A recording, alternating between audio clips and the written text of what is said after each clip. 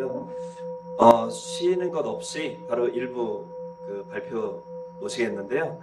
그 일부는 제가 보기에 님의 침묵 텍스트 분석에 초점을 두어서 두 분 선생님 모시는 것 같습니다. 그래서 첫 발표는 정효구 선생님의 님의 탄생과 버버이 시학 청해 듣도록 하겠습니다. 선생님 어디 계시죠?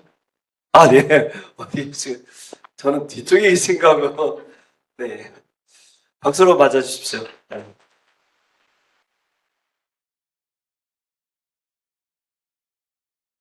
토론은 고영섭 선생님께서, 네, 네. 늘 아주 불교 문학 관련 열심히 연구하시는 것을 제가 늘 보았었습니다. 안녕하십니까. 네, 저는 이제 축법대학 국어국문학과에 금년 2월 말에 정년퇴 임대해서 명예교수의 신분으로 있습니다. 시간을 좀 절약하기 위해서 중요한 것을 앞부분에서 제가 말씀을 먼저 드리겠습니다. 발표 제목을 님의 탄생과 버버의 시학으로 이렇게 정해봤습니다. 여기서 이제 우리 시학계가 만해 연구가 굉장히 많이 누적이 됐지만은 님의 문제에 대해서 어느 지점에서 더 이상 발전하지 못하는 상당히 좀 안타까운 그러한 현실에 있다는 것이 제 생각입니다.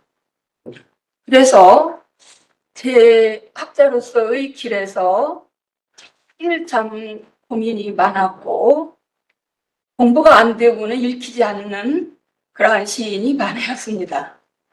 그래서 2013년에 제가 한용운의 님의 침묵 전편 다시 읽기라고 하는 그러한 단행본을 출간을 했는데요. 오늘의 제 말씀은 바로 거기서 제가 님과 관련된 또는 만해 읽기 혹은 님의 침묵 읽기에 대한 새로운 제 견해를 바탕으로 해서 그것을 조금 그동안 발전시킨 그러한 것이라고 보면 되겠습니다. 지금까지 우리 시학계의 일종의 경직된 그러한 관점은 계속해서 님이 누구냐는 겁니다. 님이 무엇이라는 겁니다. 어떻게 이렇게 하나의 어떤 시각이 지속될 수 있고 그것이 견고한 어떠한 틀을 형성할 수 있는지 이거를 도대체 어떻게 깨야 되는가 이것을 깨지 않고서는 님의 침묵을 아무리 읽어도 이 모순을 해결할 수가 없습니다. 그래서 저는 뭐라고 여기서 오늘 말씀을 드리고자 하는 거냐 하면 님은 탄생하는 것이다. 탄생할 때의 그 근본은 만해가 군말에서 이야기한 기른 마음이 움직일 때에 님은 탄생하는 것이다. 그러니까 님이 누군가를 아는 것, 그거를 자꾸 규정하려고 하는 것이 중요한 것이 아니라 내 가슴 한가운데에서 그야말로 만해가 이야기한 그 기른 마음이 이것이 활성화가 되고 정말 넘치는 어떤 이 기운으로 그것이 나에게 이것이 자발적으로 솟아날 때 그때 비로소 님은 탄생하는 것이고 님은 성장하는 것이다. 그렇기 때문에 오늘은 이 님과 관련해서 제가 강조하고 역설하는 핵심은 탄생의 문제입니다. 님은 탄생하는 것이다. 시인에게도 독자에게도 모든 사람에게도 님은 바로 그 기른 마음의 그 정도에 따라서 그 수준에 따라서 그 열도에 따라서 그거에 의해서 탄생하는 것이다. 이것을 말씀드리고자 하는 것입니다. 그 다음 이것과 더불어서 거기 제가 버버의 시학 이렇게 붙였습니다. 이 버버의 시학이라고 붙이는 것은 만해의 모든 삶을 들여다보면 들여다볼수록 아까 서윤길 선생님께서 말씀을 해주셔서 저도 기운을 얻었는데 바로 그 안에 깨친 자의 지의 세계가 들어있습니다. 그러니까 우리가 시를 쓰는 데에는 크게 봐서 두 가지로 나누어 볼 수가 있습니다. 하나는 식의 시입니다. 식. 그러니까 우리가 전식들 유식론에서 말하는 식의 시가 있고, 그리고 식의 시에서 그치는 것이 아니라 지의 세계를 이거를 온전히 꿰뚫어서 그것을 내면화한 바탕 위에서 자유자재로 쓰여지는 그러한 지의 시가 있습니다. 만해의 시는 님의 제목은 바로 그 지의 바탕 위에서 쓰여진 시이기 때문에 거기에 있는 님의 침묵의 모든 그 언어들은 법어라고 이렇게 제가 여기에 명명을 하고 규정을 했습니다. 이러한 님과 더불어서 제가 많은 생각을 하면서 왜 이렇게 우리 시학계가 그리고 우리 교회계가 만해 읽기에 초입도 못 가서 그 자리에서 이렇게 멈추어 있거나 왜곡된 이러한 연구와 교육들이 많고 이 진도가 말하자면 이게 진경이 이게 이루어지지 않는가 이렇게 할 때에 만해의 본말과 그리고 만해의 본문 88편을 여러 차례 정말 읽어보면 거기에 님이 세 가지로 등장을 합니다. 그러니까 하나는 분말의 제1단락과 2단락, 분말은 총 3단락으로 되어 있습니다. 1단락과 2단락에 있는 것들을 통틀어서 보면 거기에서 만해는 무슨 말씀을 하느냐 하면 님의 보편적 조건을 이야기합니다. 그러니까 기른 것은 다 님이다. 기른 것이 님이다. 이러한 일종의 유니버설한 그런 보편적 조건을 이야기합니다. 그런데 그러면서 분말의 세 번째 단락에 가면 그럼 나의 님은 누군가 이렇게 고백을 합니다. 거기에 최저문 벌판에 돌아가는 길을 잃고 헤매는 어린 양 그런 존재가 나에게 있어서 나의 퍼스널한 님이다. 이렇게 그게 되어 있습니다. 그리고 나서 실질적으로 시작품 안으로 들어가면 많은 사람들이 그 안에서 모순을 발견하면서 거기에 님으로도 나오고 애인으로도 나오고 그대로도 나오고 당신으로도 나오는 이런 것들 속에서 이거 많이 고민을 합니다. 그 본문 속에 있는 님이나 애인이나 그대나 당신은 이거는 이미지너리, 즉 픽셔널한 상태로 구성된 작품입니다. 이것이. 그러니까 님은 총 3가지로 나누어 볼 때에 이 님의 침묵 읽기에 힘이 없다고 봅니다. 하나는 보편적 조건으로서의 기른 상태에서 태어나는 님, 그걸 제가 그냥 영어로 유니버설한 그런 님, 만해가 가지고 있는 퍼스널한 님, 그리고 이거는 팩트로서의 님입니다. 실제 현실에서 내가 가지고 있는 그런 님은 회전 벌판에 들어가는 길을 잃고 헤매는 어린 양과 같은 존재, 즉 길을 잃은 존재입니다. 집과 길을 잃은 존재입니다. 그리고 그 집과 길을 잃은 존재에게 가장 좋은 보시행은 길을 찾아주고 집을 찾아주는 겁니다. 그러니까 집이라는 그러한 그것이 진여의 집이든 무슨 집이든 그 집을 찾아주는 겁니다. 그리고 집으로 가는 길을 그것이 사막이든 팔정도이든 육바람이든 무엇이든 간에 그 길을 찾아주는 것인데 바로 그 님의 침묵 본문 속에 있는 88편의 시는 시로서 가상의, 상상의, 허구의 구성적인 그러한 나와 님, 나와 애인, 나와 그대, 나와 당신 이런 관계를 88편이 다 다릅니다.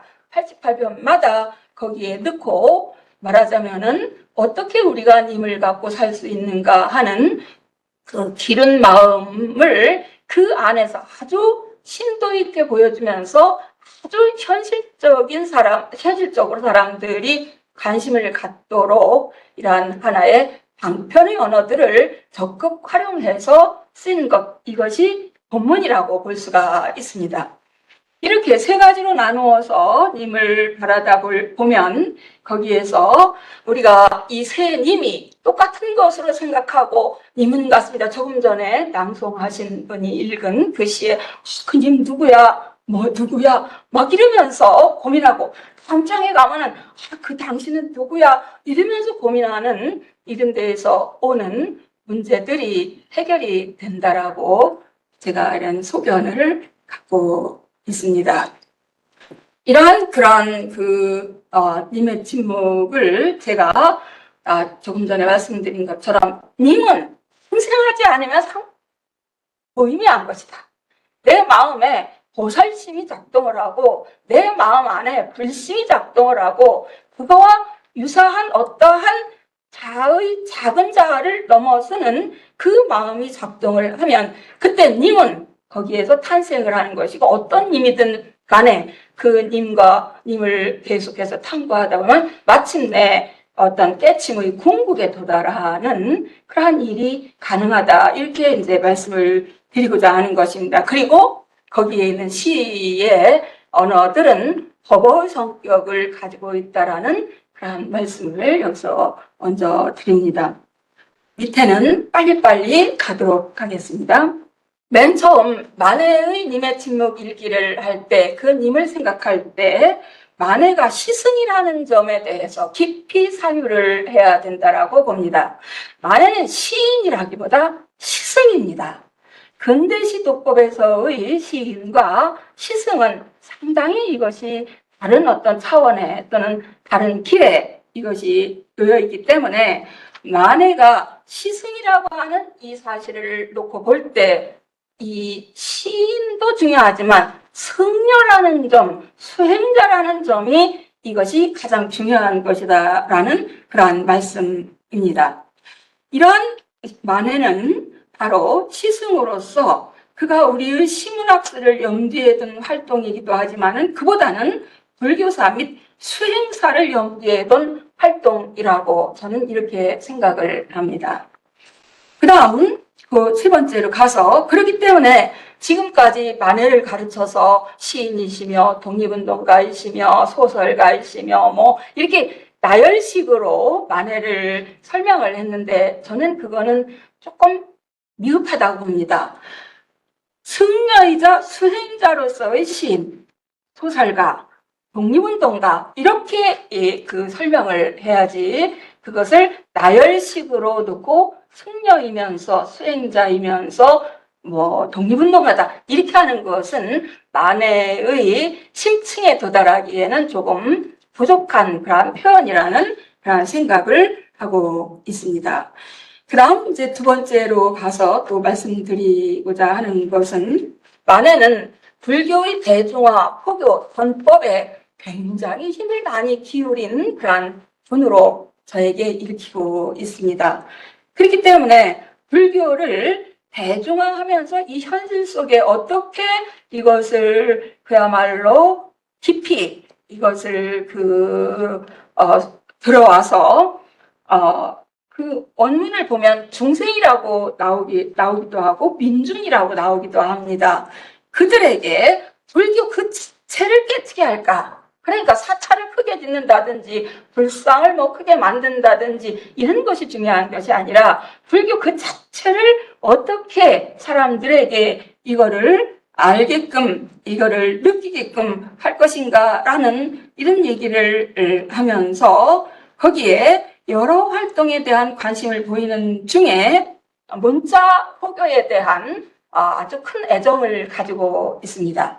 그 문자 포교에 대한 애정을 가지고 있는 것을 말씀을 하시면서 그 역경 사업이 얼마나 급선문가 하는 이 글을 보면 이거는 지나가는 얘기입니다만 참 재미난 얘기가 거기에 있습니다. 뭐라고 하라면 조선시대에 불교가 그렇게 소외를 당했는데 그럼에도 불구하고 지금 불교가 이렇게 어떤 연속성을 갖고 이 땅에 이것이 그 의미를 가질 수 있게 이게 말하자면은 존재할 수 있는 것은 두 가지 덕택이다. 하나는 고대 소설이고 고대 소설, 뭐 별지부전 뭐 이런 것들 있잖아요. 고대 소설이고 다른 하나는 탁발성 때문이다.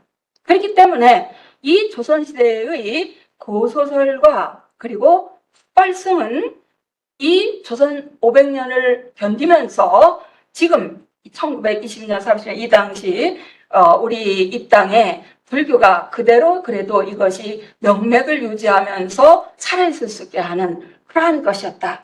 그래서 제가 그걸 읽으면서 그래서 이분이 24년에 미발표작입니다마는 죽음이라고 하는 소설을 쓰고 26년에 지금 이러한 님의 침묵을 출간하고 30년대에 가면 또 많은 소설을 씁니다. 그래서 이제 그런 문자 포교가 가지고 있는 그러한 중요한 그 강조하는 그러한 점을 여기서 제가 말씀을 드리고 싶습니다. 그래서 아까 말씀드린 것처럼 바로 이 님의 침묵은 시승으로서 살아가는 한 수행의 길 위에서 이 시집을 불교 대중화를 위해 출간하고 쓴 것이다라고 이렇게 보는 것이 상당히 이것이 제세옥인한테 그 소견으로는 좀 맞지 않는가 이런 생각을 하고 있습니다. 이러한 님의 침묵을 쓴 시기에 대해서 저는 좀 주목을 해봤습니다. 그 중에 하나는 여러분들이 잘 아시다시피 이것이 만해의 이 세수로는 47세, 그리고 범납으로는 22세, 그리고 오도 이후에 9년이 걸리는 이때의 만해 또는 인간의 어떤 특수성 이런 것들을 생각을 해보면서 이 님의 침묵을 님을 또는 님의 침묵을 읽으면 좋을 것 같고 그 다음 이제 또 저는 그 생각을 했습니다. 제가 유심지를 많이 보면서 만해에게 있어서 또는 많은 스님들 분들께 있어서 또는 수행자들에게 있어서 오도 이전과 오도 이후는 좀 구별을 하면서도 또 연속선상에서 이해해야 되지 않는가. 만해의 1917년에의 오도성은 그야말로 이제 남아도 조시 고향 기인장제 백수중이라 일단 일성갈파 삼천계 편리도와 편법의 이거가 1917년에 나온 건데 오도를 한 이후에 제가 볼 때 만해는 불교 대중화에 본격적으로 뛰어드는 것 같습니다. 그러니까 오도 이전의 수행으로서의 공부와 오도 이후의 대중 속에 깊이 들어와서 자신감을 갖고 자기의 목소리로 이 그 어떤 말하자면은 수행 활동을 펼치는 것은 조금 서로 다른 면이 있다고 보고 그때에 1918년에 나온 것이 유심지입니다. 유심지는 크게 보면 수양론이고 수신론입니다.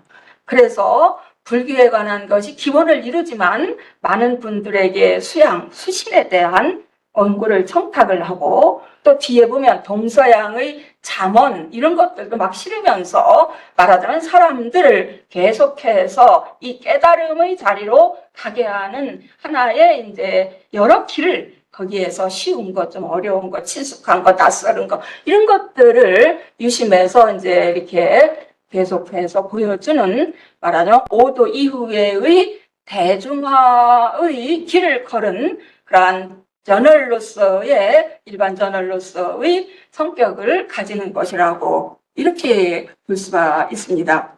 바로 이런 가운데에 이제 만해는 계속해서 가면서 독립운동을 하고 아까 서인기 선생님께서 공약 3장에 대해서 말씀하셨는데 저도 참 거기에 너무나 이렇게 동의하고 그런 생각하지만 이런 얘기했다가는 조금 이상하게 보일까봐 못한 면도 저에게도 사실 있었습니다. 그래서 이러한 그 독립운동 그 다음 다시 가가지고 이제 24년에는 죽음이라는 소설을 쓰고 26년에는 그 님의 침묵을 출간하고 시편담 주회를 내는데 저는 개인적으로 동안선사의 시편담의 주회를 다룬 것은 만해가 자기의 어떤 말하자면 진여 자리를 확인하는 하나의 행위일 수는 있지만은 그것을 너무 또 강조하는 것은 조금 어색하다는 생각을 그 주회를 늘 보면서 그런 생각을 합니다. 왜냐하면 본인이 뭐 시편담을 쓸 것도 아니고 있는 현담에다가 주해를 다루는 것이기 때문에 그것은 이제 의미 있기는 하지만은 너무 그거를 대단하게 놓고 또 연구를 하는 것은 조금 문제가 있지 않는가 이런 생각을 합니다. 이러한 이마침묵을 읽을 때에 아까 고백을 했듯이 제가 시를 공부한 지가 참 그래도 꽤 전생애를 시를 공부한 건데 제일 난 코스가 만회였습니다. 도대체 이건 것 같으면 아니고 저건 것 같으면 아닌 것 같고 이러는 가운데 어느 날 이거다라고 하는 그러한 어떤 소식이 저에게 작은 소식이지만 그게 왔는데 그때 제가 생각했습니다.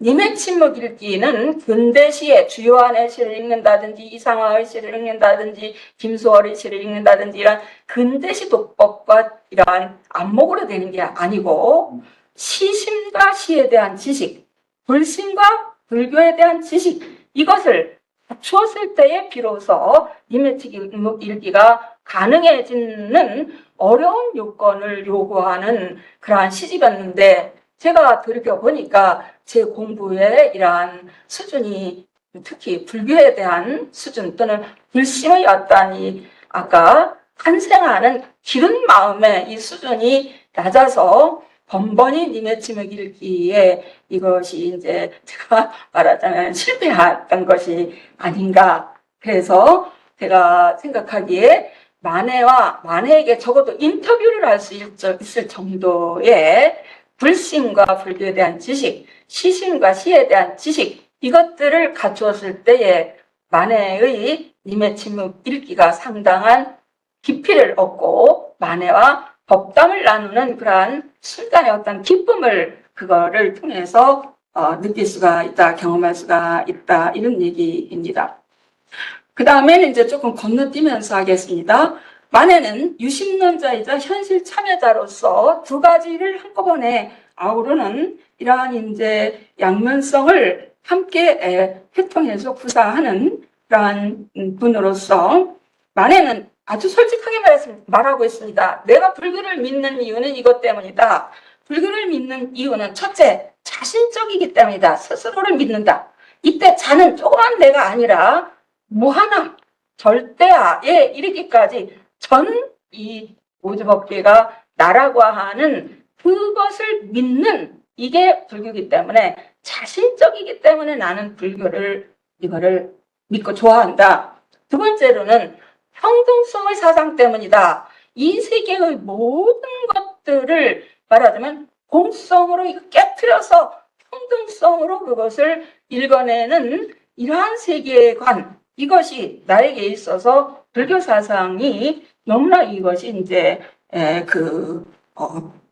내가 나를 하여금 믿게 하는 그러한 부분이다. 세 번째로는 지금 얘기한 또한 앞에서 말씀드린 초절한 유심성이 있다. 이때는 불교는 오해를 마음심자 때문에 참 오해를 많이 산다고 보고 이걸 어떻게 좀 바꿔봐야 되겠는데 이 마음심 때문에 그런데 어쨌든 유심성이라 그럴 때 그래서 주석을 달았습니다. 유물론도 아니고 유심도 아니고 그 모든 것들을 아우르는 처절한 상태에서의 심 이것 때문에 내가 불교를 좋아한다. 저는 믿는다. 그리고 마지막에는 가계와 호재의 사업성이 있다. 그래서 여기에서는 꼭 내 조국만을 배타적으로 좋아하는 것이 아니라 가계와 호재성으로서 인간조차도 넘어서는 모든 중생계의 이것이 함께 호재하고 가계하는 그것이 사업성이기 때문에 나는 불교를 좋아한다. 이렇게 나옵니다.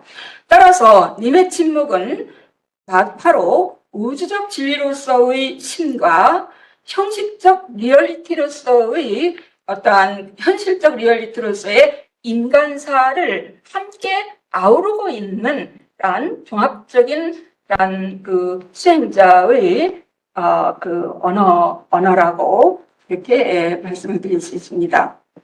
그 다음 가가지고 보면 지금까지 님에 대해서 정말로 강박적이라고 말할 만큼 많은 사람들이 집착을 하고 고등학교 학생들만 하더라도 막 거기에 집착을 하고 시험을 보고 그러나 집착한 것만큼 어떠한 결실이 없고, 그렇다면 뭐 때문에 그럴까 할 때에 그 근저에 있는 해석의 틀을 제가 한번 세계관의 측면에서 생각해 보니 다음과 같은 것 때문이라고 볼 수가 있었습니다. 다시 말씀드리면 실체의 세계관, 이분법적 세계관, 소유로서의 세계관, 피식민지인의 세계관 같은 본능적이고 그리고 근대적인 세계관이 우리들의 내면을 너무나 과도하게 지배했기 때문에 자꾸만 님이 무엇이냐, 님이 누구냐 이거를 놓고 거기서부터 더 발전된 대로 나아가지 못하는 이러한 집착에 이것이 빠져 있었던 것이 아닌가 이런 생각을 해봅니다. 그 다음에 이제 가서 얘기가 시간 많이 지난 것 같습니다. 그 다음 가서 보면은 따라서 우리 시학계뿐만 아니라 우리 교육계 전체가 제가 볼 때에는 불교를 하나의 어떤 특수한 종교로 보기보다는 정말로 인류의 지혜서이고 인류 모두가 가지고 올 수 있는 공동의 자원이고 그래서 그러한 것들을 제대로 공부를 하고 그 안에서 보여주는 것들로 밝아진다라고 하면은 님의 침묵 읽기도 한결 이것이 편안해지고 자연스러워지고 깊어질 수 있지 않을까 이런 생각을 해봅니다. 그 다음 가가지고 앞에서 제가 발표의 그 편의를 위해서 님은 누구냐 무엇이냐 이게 문제가 아니라 탄생하는 것이다. 그대의 마음 안에 탄생하는 기른 마음이 있느냐 이거를 한번 여기에서 우리가 봐야 하고 그 님은 나의 기른 마음이 성장하면 성장할수록 즉 나의 수행심, 수도심이 성장하면 성장할수록 그 님도 따라서 성장하는 그러한 면모를 가지고 있다. 이러한 말씀을 거기에 이렇게 적어 보았습니다. 기르다라고 하는 이 평범한 말 때문에 사실상 너무나 많은 얘기들이 그간 오고 가고 했는데 기른 것은 사실상 소화적인 범부중생의 그러한 그리움도 만에는 인정을 하고 그러나 그리움의 스펙트럼은 마침내 득도를 하고 마침내 이 세계의 진실상을 본 자의 그 자리에서 나오는 기른 마음에 이르기까지 어떤 스펙트럼이 굉장히 넓고 그 모든 것들을 아우르는 그러한 면을 가지고 있다라는 말씀입니다. 그 다음에 이제 가가지고 거기 군말과 더불어서 제가 그렇더라고 하면 내가 가진 힘이 어느 수준인가 이거를 체크하는 기준을 만에는 제시하고 있습니다. 군말에 보면 첫 번째는 님과 내가 정말 사랑하는 관계이냐. 두 번째를 보면 님을 통해서 그대가 속박, 개박당하지 않고 자유를 얻느냐. 그러니까 그대가 님 때문에 속박을 당한다면은 그건 좀 수준 낮은 님을 가지고 있는 거고 너의 그림자를 투사한 것이기 때문에 내가 가지고 있는 님이 어느 정도의 님인가를 알아보는 데에는 정말로 둘 다 서로 사랑하나 또 밑에 와가지고는 내가 그거로 진정한 자유를 그 안에서 얻고 있는가 이런 얘기를 거기에 제시를 하고 있습니다. 만해가 이러한 님의 침묵을 쓰게 된 동기를 아까 말씀드린 해점은 벌판에서 돌아가는 길을 잃고 헤매는 어린 양이라고 이렇게 말할 때 여기에서 바로 시각적으로 해는 저물고 공간적으로는 벌판이고 그런데 내가 집이 어딘지를 모르고 그리고 가는 길도 모릅니다. 오도승에 나오는 것처럼 백수 중에 있는 거예요. 불안과 공포와 이 객이 되어서 백수 중에 있는 우리들에게 바로 당신들이 기른 마음의 높은 수준 속에서 님을 갖고 산다라고 하면 당신은 길을 찾을 것이고 집에도 다 달할 것이다라고 하는 이거를 본문 88편에서 보여준 것이라고 이렇게 생각을 할 수가 있습니다. 따라서 본문 88편을 다 읽고 제대로 읽었다면 내 마음 안에서 기른 마음이 수준 높게 작동을 하면서 나의 님이 탄생하게 되고 그 님에 의해서 나는 사랑을 알게 되고 나는 그 님에 의해서 마침내 자유를 거기에서 경험하게 되는 이런 변화가 왔을 때 그 독자는 바로 님의 침묵을 읽고 잘 이 그 법문을 듣고 또 계명을 잘 이렇게 그 받은 거라고 이렇게 생각을 할 수가 있겠습니다. 이러한 님의 침묵에서 이러한 기른 마음에 대한 표현 방식, 전달 방식에 대해서 제가 생각을 해봤습니다. 1920년대의 한국은 근대 자유시가 들어오면서 세 가지의 새로운 일종의 어떠한 유행사조가 있었어요. 하나는 뭐냐면 사랑을 얘기하는 겁니다. 또 하나는 님을 이야기하는 겁니다. 김수월의 시에도 님이 계속 나오죠. 님을 이야기하는 겁니다. 그 다음에 이제 이 사랑과 님과 더불어서 거기에 또 그 당시에 나오는 것으로서는 자유라는 것이 나옵니다. 자유를 알게 됐습니다. 근대적 자유입니다. 만에는 제가 볼 때에 벌써 1920년대의 젊은 유학도들에 비해, 유학한 그 지식인들에 비해서 한 학교에서부터 출발을 한 그러한 그 말하자면 윗세대이고 그분이 볼 때에는 말이야, 얘들이 맨날 사랑 얘기하고 또 님이라고 그러고 그리고 자유 막 연애, 자유연애 막 이러고 다니는데 그건 너무 표면적이고 범속하지 않아? 내가 진짜 님을 보여주겠어. 내가 진짜 사랑론을 한번 펼쳐보여주겠어. 내가 진짜 그야말로 그 자유가 무엇인지 이거를 알려주겠어. 물론 이런 생각도 속으로 했지 않았을까. 그렇지 않고서 이 시집에 당시의 문학적 관습이라고 그럽니다. 리터러리 컨벤션이 된 그러한 것들을 그렇게 끌어다가 자유자재로 그 안에서 활용을 할 수가 없지 않을까. 이런 생각을 할 수가 있습니다.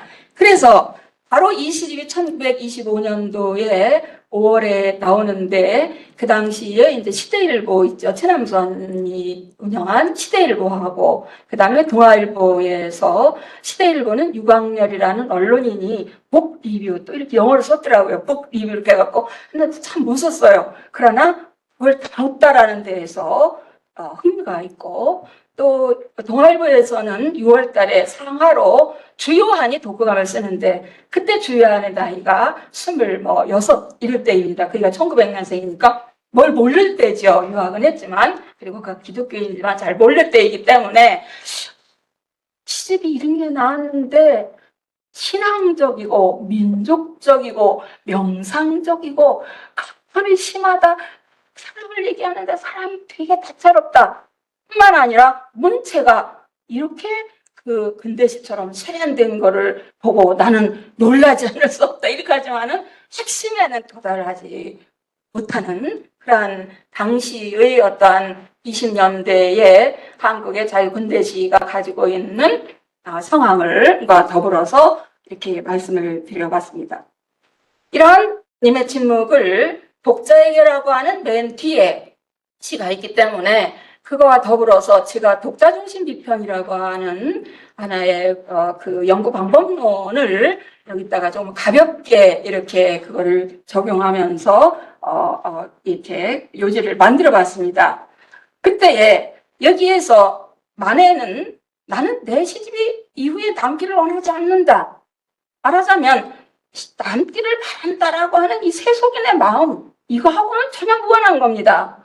그리고 내가 이 시를 슬퍼하듯이 독자들도 슬퍼할 것이다. 이건 해석의 가능성이 여러 가지가 있는데 어떻게 보면 이 중생들을 놓고 이 중생심을 놓고 내가 이렇게 애를 쓰는 거에 대해서 그대들도 좀 뜨거워할 것이고 그리고 독자들 그대들도 내가 이렇게 참 이 시를 읽고 이거 뭐 형편없는 인생을 사는 거 아닌가 또는 읽어도 이게 잘 안 되나 또는 잘 읽었다 하더라도 나도 이 수준밖에 안 되는가 하는 자기 진단과 우리 사회의 이런 모습들을 생각할 때 서로 슬퍼하지 않을까 이런 것으로 한번 그냥 이제 봐봤습니다. 이런 님의 침묵을 제가 이제 그다음 시간 때문에 이 독자중심 비평과 더불어서 아까 말씀드린 것처럼 님의 침묵을 읽고는요, 우선 읽을 수가 있어야 되고, 또 읽을 수 없다 하더라도 우리가 본문을 들으면 불교에 대해서 아무것도 모르는 사람이라 하더라도 우리 안에 있는 불심이 조금씩 이렇게 움직이는 것들을 이렇게 느끼는 것처럼 이 시집은 정말 그 안에 이 기른 마음의 향연장이라고 제가 이렇게 말씀드린 것처럼 기른 마음이 이렇게 나옵니다. 그거를 놓고 누구나 이 시집으로 들어갈 수 있지만 누구도 이 시집을 온전히 읽어내기 어려운 그러한 양면성을 지니고 있어서 님의 침묵을 사랑하는 사람이 많지만 님의 침묵 앞에서 그거를 난감해서 뭐가 안 맞아서 고개를 갸웃갸웃하는 이러한 사람들이 독자 중에 굉장히 많다고 봅니다. 저는 그분들에게 불교를 공부하라고 하고 싶습니다. 불교를 공부를 하루 이틀에 되는 것도 아니고 끊임없이 생각을 하고 끊임없이 읽고 끊임없이 듣고 끊임없이 사유하는 어느 지점에서 이거지 라고 하는 그 세계가 이것이 맞추어질 때 만해와 더불어서 아까 말씀드린 것처럼 법담을 나누는 희귀한 경험을 이 시집을 읽으면서 할 수 있다라고 저는 그렇게 봅니다.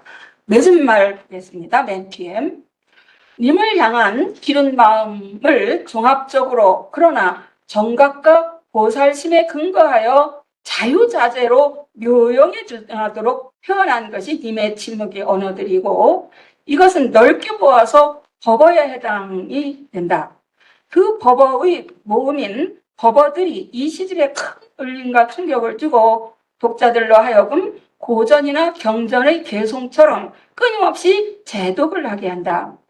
두 번째, 님이 무엇이냐, 누구냐, 이것 좀 그만하자. 이러한 명사성, 이러한 대상을 지시하고 규정해 하는 이런 것이 문제가 아니라 님은 여기서 동사성을 지닌 것으로서 내 안에 있는 기른 마음을 이것을 키워나가고 그렇게 될 때 바로 나는 이 님의 침묵과 더불어서 님 읽기가 자기화되면서 성공적인 독서인이 될 수 있을 것이다. 세 번째, 이러한 님 읽기에서 우리는 시승으로서의 만회가 오후수행, 깨달은 이후의 수행의 여정이라는 점을 이해하고 불교의 본질에 대한 이해와 체득이 없이는 만회와 당할 수 없다는 이 사실을 정말 이거를 저는 정말 말씀드리고 싶습니다. 그리고 미래적입니다. 그 다음 네 번째로 가서 이러한 우리가 살고 있는 2015년에 우리 기른 마음은 바늘구멍만하다라고 봅니다. 그거를 자유라고 생각하고 그것을 개인이라고 생각하고 그것을 나답게 사는 거라고 생각하고 요즘에는 뭐 각자 도생 이런 hul한 말도 막 만들면서 이렇게 우리 사회가 정말 바늘구멍만한 좁은 마음으로 이렇게 지내고 있기 때문에 그러면 그럴수록 님의 침묵은 읽히지 않거나 오독이 될 것이고 따라서 이런 것들을 생각하는 이 시대에 우리는 이러한 자기 내면의 그 동사성의 기른 마음을 무한 향상시키는 이러한 텍스트들과 자주 만나는 일이 필요하다.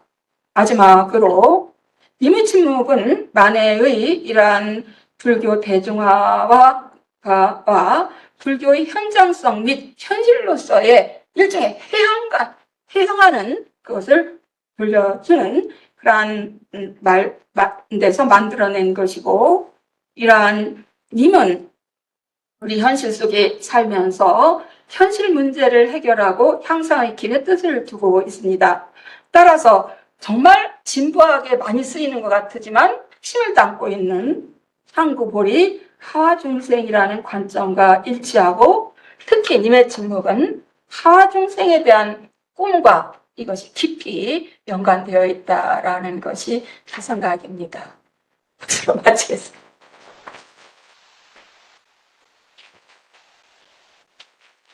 선생님, 고영섭 선생님, 네, 앞으로 나와주십시오.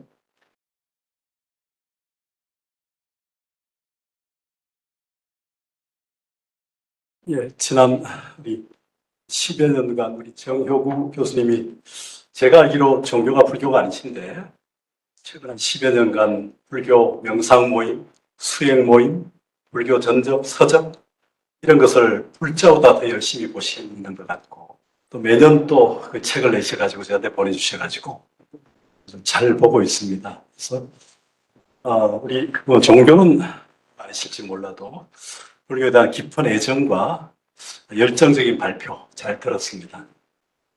논평문은 제가 간단하게 필요한 부분만 읽고 넘어가겠습니다. 저희가 그 원래 조계사에서 6시까지 잡았었는데 6시까지 잡았던 것은 그 조계사의 그 직원들이 퇴근을 하기 때문에 여기에 맞춰서 잡은 것입니다만 장소를 여기 동대로 옮겼기 때문에 조금 뒤에 시간적 여유가 있습니다. 제가 사회자께 말씀드렸고 그래서 조금 딜레이 돼도 보통 우리 학회에서는 한 7시까지, 7시 10분까지도 합니다. 그러니까 조금 발표가 지체되더라도 조금 유연하게 자연스럽게 이어가도 좋지 않나 생각이 듭니다.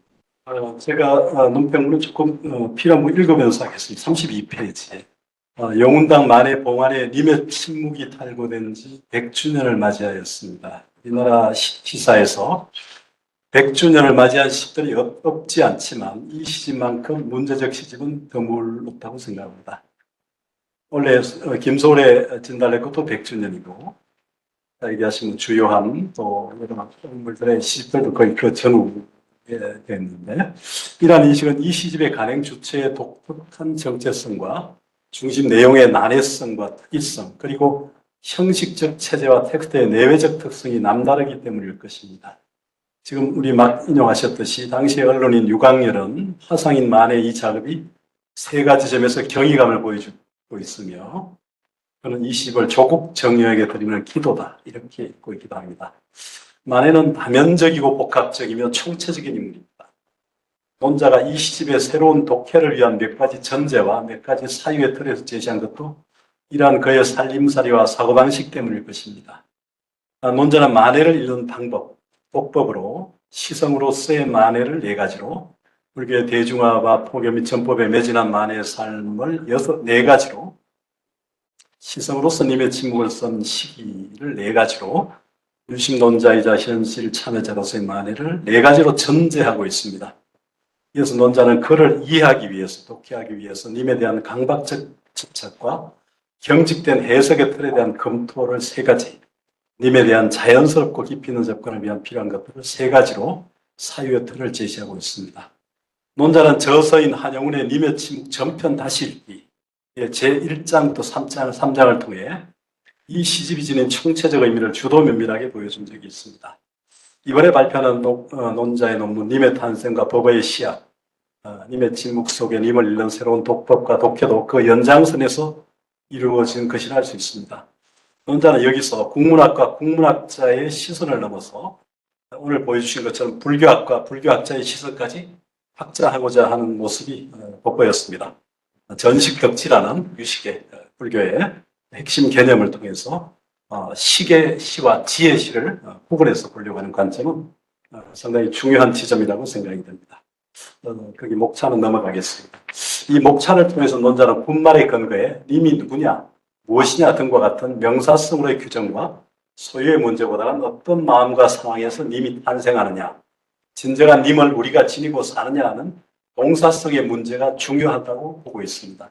이건 굉장히 중요한 지적이라고 생각이 드는데요. 그 결과 내 안에서 기룬 마음이 작동하는 동사적 상황이 뜨겁게 발현되고 구현되었을 때 님은 비로소 탄생하는 것이다.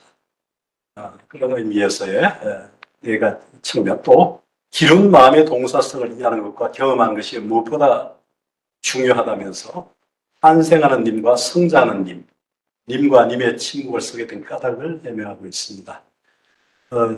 또 님의 침묵 본문 속의 기룬 마음의 실제와 그 특성에 대해 님의 침묵과 님을 향한 기룬 마음의 전달 및 표현 방식 5가지 그리고 동시에 독자가 탄생 성장시킨 님과 독자에게 님의 침묵의 님과 독자 중심 비평 및 수용 미학 그리고 독자가 탄생 성장시킨 님과 독자에게 대한 논의에 집중하고 있습니다. 이 동사성의 측면은 불교 이 선이 지향하는 활발발성을 얘기하는 측면과도 통하는 지점이어서 우리가 명사성이 아니라 동사성으로 보자고 하는 것이 불교의 지향이고 그게 살할 자제한 불교의 가풍이고 만해 선사의 가풍이라고 생각합니다.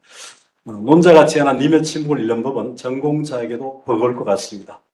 아마 우리 선생님이 등단 이래 80년 초에 등단하셨는데 그래서 45년 반세기 가까이 시를 보시고 또 이렇게 써여진 모습을 또 주장하는 내용들은 아마 단연 독보적으로 또 아까 우리 소영 선생님 말씀처럼 선학들 있으시죠? 송옥 선생님, 김용직 선생님 뭐 이런 분들 거기에 나오는 것처럼 불교로 해석하는 것을 경계한다. 이런 상당히 문제적 발언일 수도 있는데 이거는 조금 한편 뒤집어 보게 되면 나는 불교를 배제하고 이 문학으로 해석하겠다. 이런 지점으로 보여서 굉장히 제한적 이해였다는 생각이 듭니다만 우리 이제 정효구 선생님은 바로 그런 의미에서 그런 제한적 이해를 지금 뛰어넘는 첫 시도가 아닌가 하는 생각이 들었어요. 상당히 주목이 된다고 생각합니다. 그래서 이 몇 가지 전제 조건과 사유의 틀은 연구자들도 접근하기 쉽지 않을 조건으로 판단되는데 정 교수님은 아마 그래도 포기하지 않고 끝까지 그렇게 읽어야 만해가 읽힌다. 이렇게 보시는 것 같아서 상당히 공감하는 측면이 있습니다. 형식적으로 질문을 한 두 가지만 해보겠습니다. 불교 경론, 법구경을 비롯해서 대승지실론이나 또 열애장 계통의 여러 경전들, 영가경을 비롯한 열애장 삼부경 같은 경우에서 늘 얘기하는 게 우리 인간의 본성은 본래부터 청정하다. 다만 객진소용, 손님처럼 온 번뇌에 오염되어 있을 뿐이다. 오염이 이제 사라지게 되면 이제 본래 본성이 드러난다. 또 선종에서도 마조 같은 사람도 뭡니까? 수행하지 마라. 다만 오염만 사라지게 하면 된다. 이런 얘기도 하는데요. 내 마음은 본래 청정한데 객진번뇌에 오염되어 있다는 것이 이제 이런 말입니다만은 이게 초기 불교의 이제 또 대성 불교에 얘기하고 있습니다. 물론 이런 열애장의 이런 측면을 비판하는 유식 사상도 있긴 합니다. 그런 전제를 두지 않으려고 하는 측면이죠. 이 말은 내가 본래 부처인데 무명의 바람이 흔들려 본래 마음을 잃고 중생심에 머물러 있다는 것입니다. 그러면 어떻게 해야 본래 마음으로 돌아갈 수 있을까? 만에 님은 나의 본래 부처성이며 님의 친문 우리로 하여금 그곳으로 돌아가게 하기 위한 노래로 읽을 수 없는지 그런 측면을 드리고 싶고요. 두 번째는 아까 지금까지 보여주신 여러 책에서 제안에서 그렇게 느꼈는데요. 불자가 아닌 입장에서 사심에서 공심으로 중생심에서 보살심으로 이기심에서 대하심으로 분별심에서 일체심으로 무명심에서 대각심으로 소성심에서 대성심으로 차원 변화가 이루어지게 하고 그 범위 확장을 위해 무한을 향해 이렇게 나아가는 것은 어떤 인식의 전환이 있어야 가능한 것일까?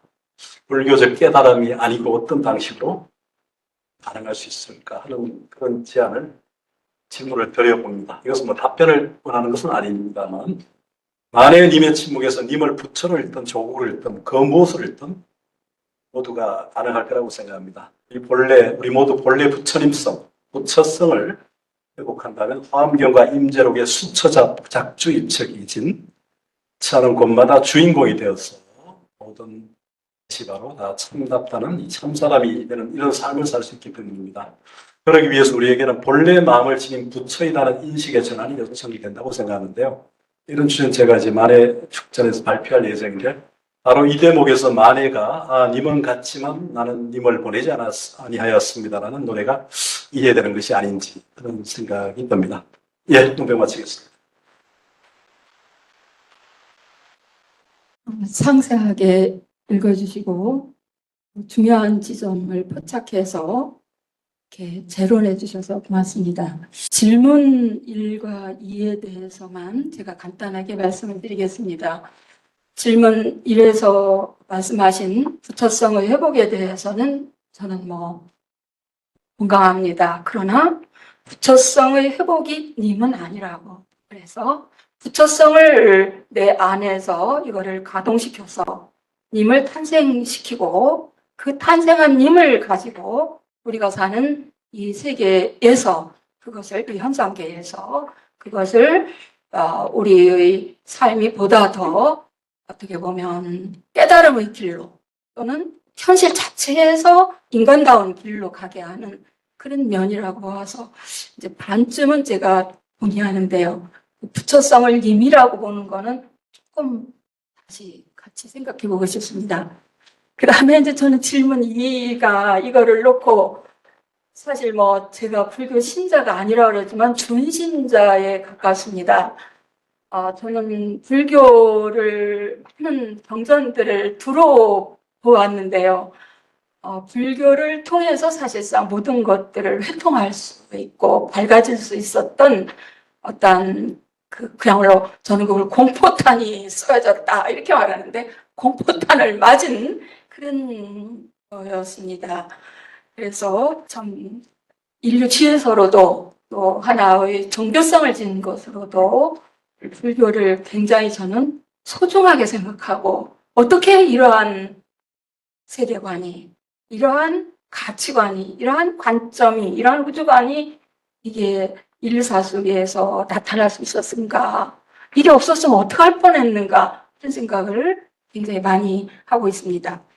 그래서 불자가 아닌 경우, 불교를 모르는 경우, 또는 불교 신자가 아닌 경우 어떻게 해야 되는가? 이렇게 할 때에 제가 이제 여러 가지 말씀드릴 수 있지만은 4가지를 말씀드려보고 싶습니다. 하나는 이 세상을 읽는 이 세상은 날줄과 시줄로 짜여 있다라고 볼 수 있습니다.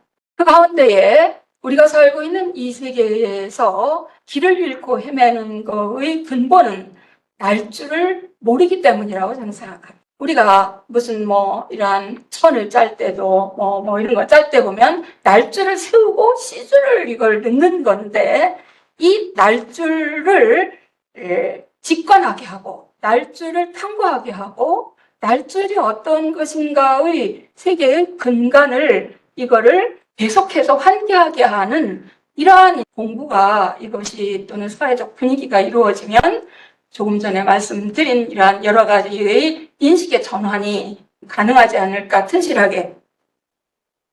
두 번째로는 제가 이제 언어학 가운데에서 구조주의 언어학 또 기호학 이런 것들 참 재미있어서 했습니다. 거기에서 보면 이 세상은 계열체와 결합체, 계열축과 그러니까 파라디마틱 엑시스하고 신테마틱 엑시스로 이렇게 이루어지는 것으로 그 문법이 얘기가 되고 있습니다. 저는 우리 사회의 문명의 발전을 보면서 이 엄청난 문명의 발전은 결국 계열체의 확장이고 계열체가 풍성해지는 거고 메뉴가 말하자면 다양해지는 것이지 통사축으로서의 인생은 뭐다, 세계는 뭐다, 나는 이렇게 살아야 된다라는 통사축의 문법을 이거를 문장을 만드는데 매우 취약한 거 아닌가.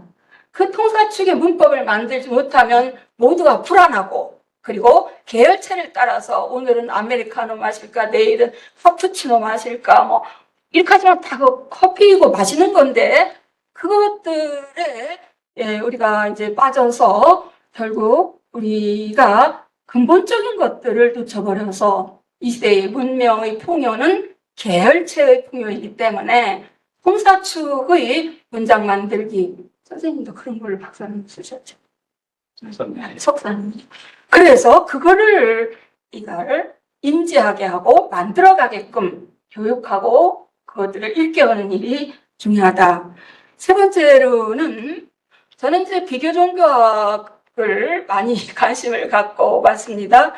그래서 예를 들면 기독교에서도 예수보살이라는 책도 있고 특히 얼마 전 작고하신 김희정 선생님께서는 보살 예수 그리고 돌아가시기 전에 아주 대작인 영적 휴머니즘이라는 이런 책을 내시고 또 기리성 선생님도 그렇지만 저는 오강남 교수님께서 비교종교학자로 지금 캐나다에 계시죠. 그분이 아주 좋은 견해를 주셨다고 생각하는데 지금은 종교가 배타성을 지니기 때문에 이걸 언제 깨부수는가, 이걸 언제 여나 이거가 이제 숙제인 데까지 우리가 와 있는데요.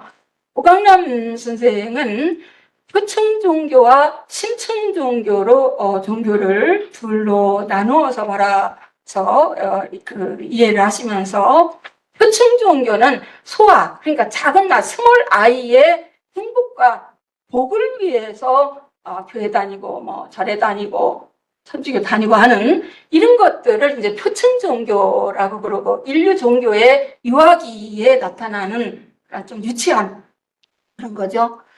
그에 비해서 심층 종교는 이 우주적 진실은 하나이니까, 우주적 진리는 하나이니까 그것을 향해서 가면서 모든 종교의 경전들이 가지고 있는 그 고급한 세계관들을 함께 이것을 통합하면서 그것들 속에서 내가 아까 자기 자신이 만해의 선과 불교, 선과 인생인가 거기에 의해서 끝에서 얘기한 자신적에 내가 절대아가 되고 무한아가 되고 공간적으로 무변이고 시간적으로 무한이며 보이지 않는 세계가 바로 나라고 하는 이러한 자기동일시가 이루어지는 이러한 심층 종교가 바로 필요하다, 이렇게 말할 때 어떤 종교를 가졌든지 간에 심층 종교의 차원에서 그 고급한 텍스트 읽기를 하고 그렇게 설교를 하시든지 그렇게 교육을 하시든지 이렇게 한다라고 하면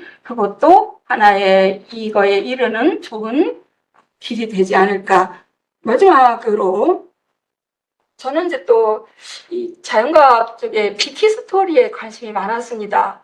너무 우리 삶을 100년 이런 거 쫓고 뭐 하는 건지 이렇게 태어나가지고 그냥 매일매일 자충우들 우왕좌왕 하다가 또 뭔지 모르고 막 아이를 낳고 뭔가 이렇게 하면서 온 것 중에 하나가 빅 히스토리입니다. 그러니까 우주의 탄생, 천문학, 그리고 지구의 역사, 이런 것들을 볼 때 결국은 우리나라의 조국조국 이건 좀 그만했으면 좋겠습니다.